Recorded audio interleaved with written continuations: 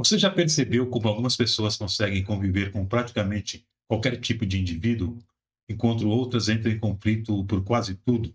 Algumas conseguem cooperar, outras vivem permanentemente em guerra. Algumas enxergam pessoas, outras enxergam apenas obstáculos. Mas por que isso acontece? Será que convivemos mal porque o mundo mudou? Ou porque as pessoas pioram? Ou existe algo mais profundo acontecendo dentro da nossa própria mente? É exatamente sobre isso que vamos conversar hoje. Hoje nós vamos compreender aquilo que eu chamo de a esfera do outro.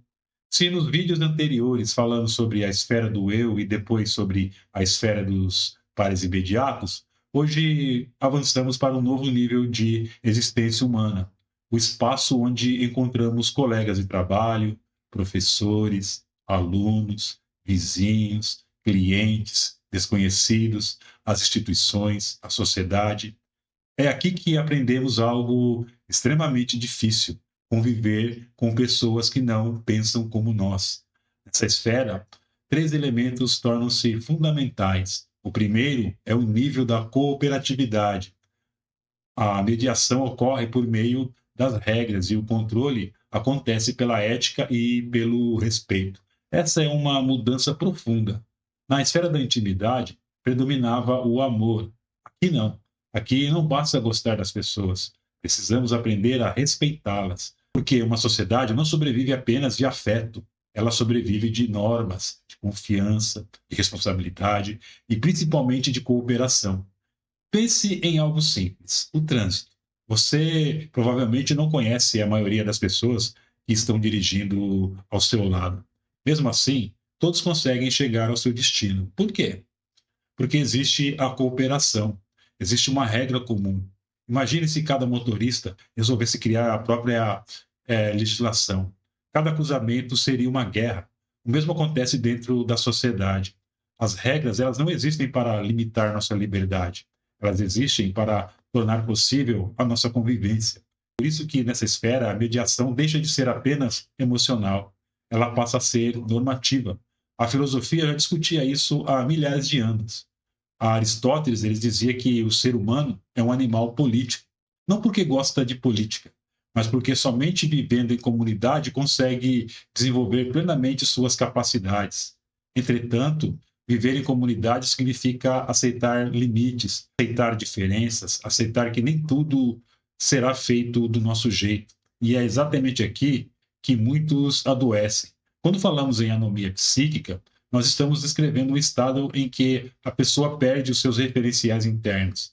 Ela já não sabe exatamente o que deseja, quais valores possui, como interpretar suas emoções, nem quais critérios utilizar para tomar decisões.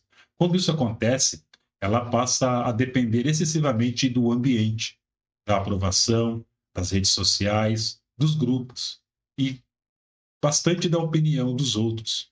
Em vez de governar sua mente, ela passa a ser governada pelas circunstâncias. E é aqui que surge um problema gravíssimo. Quem depende completamente do ambiente não coopera, apenas reage. Observe o nosso cotidiano. Uma pessoa faz um comentário. Imediatamente alguém se ofende, outro responde. Depois surgem ataques, ironias, humilhações, cancelamentos. Não houve diálogo, houve apenas reação emocional. Isso é baixa humanidade cognitiva, porque qualquer estímulo externo consegue sequestrar o funcionamento mental. A emoção, ela deixa de ser uma informação e passa a comandar a consciência. Nas neurociências, sabemos que o cérebro possui diferentes sistemas envolvidos na tomada de decisão. Existe aquilo que impulsiona respostas rápidas, mas também existem estruturas responsáveis por avaliar consequências. Quando essas estruturas de autorregulação não conseguem exercer sua função, agimos impulsivamente. Por isso, conhecer nossas emoções não significa obedecê-las, significa compreendê-las. A raiva, ela informa; o medo, ele protege; a tristeza sinaliza perdas, mas nenhuma delas deve governar permanentemente a nossa vida. É justamente por isso que a imunologia cognitiva busca fortalecer mecanismos internos de reflexão, consciência e autorregulação. Nessa esfera aparecem duas emoções muito importantes: a empatia e a hostilidade. A empatia, ela aproxima, já a hostilidade rompe. Quando predominam processos empáticos, a tendência é a integração. Quando predominam processos hostis, começa a marginalização e o resultado final costuma ser o isolamento. É curioso perceber que muitas pessoas dizem sentir solidão, mas passam anos afastando todos ao seu redor. Nem sempre o isolamento ele é imposto. Às vezes ele é construído pelas próprias atitudes. A psicanálise também nos ajuda a compreender isso. Dentro de nós convivem forças contraditórias. Freud chamou essas tendências de pulsão de vida e pulsão de morte. Uma aproxima, a outra destrói.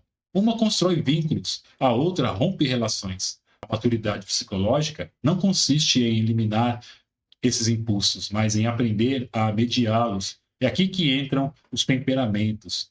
O temperamento sanguíneo tende a aproximar pessoas, já o fleumático favorece a paciência. O colérico reage rapidamente aos conflitos. O melancólico tende à introspecção. Nenhum deles é um problema. O problema surge quando o temperamento governa completamente a consciência, porque então deixamos de escolher e passamos apenas a reagir. O mesmo vale para os tipos de caráter. O caráter receptivo espera que todos resolvam sua vida. O explorativo utiliza pessoas como recursos. O acumulativo, ele guarda tudo para si. Já o negocista transforma até os afetos em troca. Mas somente o caráter produtivo consegue construir relações saudáveis, porque compreende que viver é contribuir, não apenas consumir pessoas. E o mesmo acontece com os perfis de personalidade. Alguns lideram, outros planejam, alguns acolhem, outros executam, alguns inovam, outros preservam. Nenhum perfil é superior ao outro. Uma sociedade saudável, ela depende justamente da diversidade. O problema aparece quando confundimos diferença com ameaça. Esses modelos, eles são instrumentos de autoconhecimento, não diagnósticos psicológicos. Talvez seja exatamente isso que esteja faltando em nossa sociedade. Não mais informação, mas formação. Hoje sabemos cada vez mais e compreendemos cada vez menos, não é verdade? Estamos conectados digitalmente, emocionalmente fragmentados. Falamos muito, escutamos pouco, julgamos rapidamente, refletimos lentamente. Por isso, a esfera do outro exige uma pergunta fundamental: eu estou convivendo ou apenas reagindo? Porque existe uma enorme diferença entre coexistir e cooperar. A cooperação exige inteligência emocional, autorregulação, respeito, ética e a capacidade de reconhecer que ninguém enxerga o mundo exatamente como nós. Podemos interpretar o outro de diversas maneiras. A esfera do outro é também a esfera da interpretação. O outro pode ser percebido como companheiro, amigo, aliado, mestre, referência, concorrente, adversário, rival, ameaça ou até mesmo inimigo, porque a forma como interpretamos influencia profundamente as nossas emoções, as nossas escolhas e a maneira como nos relacionamos. Mas existe algo ainda mais decisivo.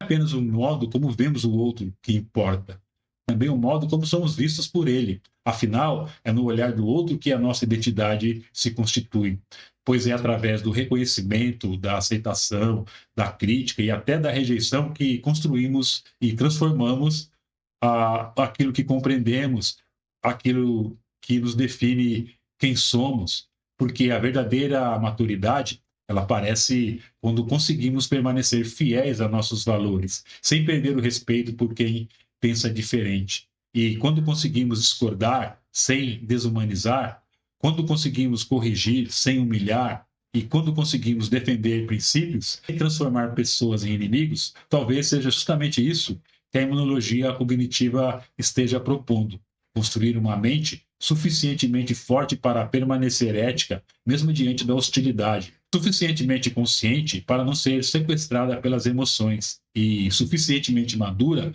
para compreender que toda a sociedade depende de algo muito simples: pessoas capazes de respeitar umas às outras, porque no final das contas, a qualidade da sociedade sempre será um reflexo da qualidade das relações que somos capazes de construir. E talvez a pergunta mais importante não seja: como está o mundo? mas sim que tipo de pessoa estou me tornando para o mundo.